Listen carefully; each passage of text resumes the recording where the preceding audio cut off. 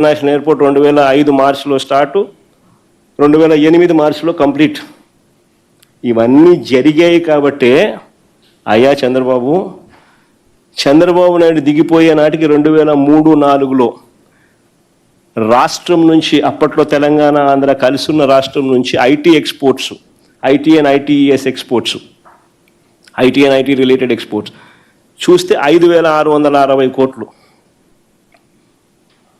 చంద్రబాబు నాయుడు దిగిపోయే నాటికి 5 సంవత్సరాలలో వైఎస్ఆర్ గారు ముఖ్యమంత్రి కావడం 2004 నుంచి 2009, 5 సంవత్సరాల్లో ఇవన్నీ వైఎస్ఆర్ గారు చేయగలిగారు కాబట్టి ఐటీ అండ్ ఐటీఎస్ ఎక్స్పోర్ట్స్ ఎంతో తెలుసా? 2008-09 వచ్చేసరికి 32,509 కోట్లు.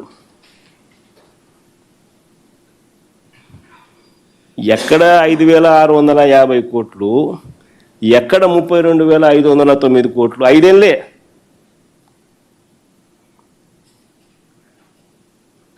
ఆ తర్వాత సెకండ్ టర్మ్ వచ్చేసరికి దగ్గర రాజశేఖర రెడ్డి గారు సెకండ్ టర్మ్, ఆయన చనిపోయినా కానీ ఆయన గెలిపించి ఇచ్చిన ప్రభుత్వంలో ఆయన కొనసాగింపుగా జరిగిన దాంట్లో, ఎందుకంటే ఇవన్నీ అయిపోయి చేశాడు కాబట్టి ఆ టైం అయిపోయేసరికి 2013-14 వచ్చేసరికి 57,000 కోట్లు ఐటీ ఎక్స్పోర్ట్స్ హైదరాబాద్ నుంచి.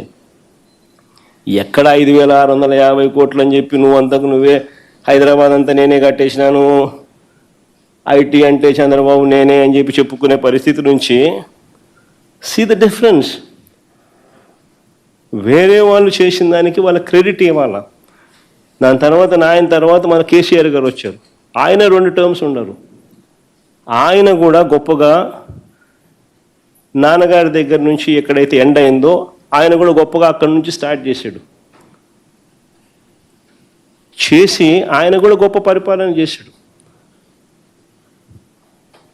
దానివల్ల హైదరాబాద్ ఈరోజు ఐటీలో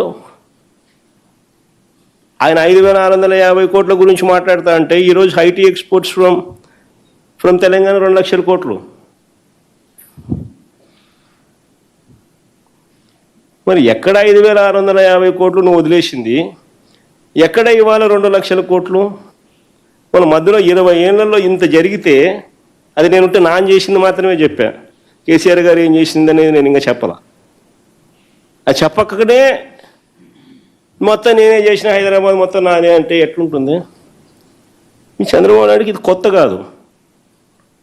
this is generally how his publicity stunt is. Credit వేరే వాళ్ళకి ఎవరికి అయినా కూడా ఇవ్వడు.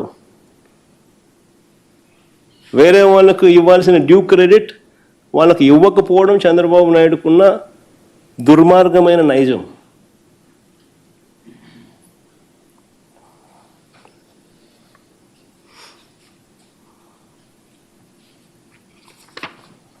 ఒకసారి విశాఖపట్నం, నేను చంద్రబాబు నాయుడు చెప్తాను,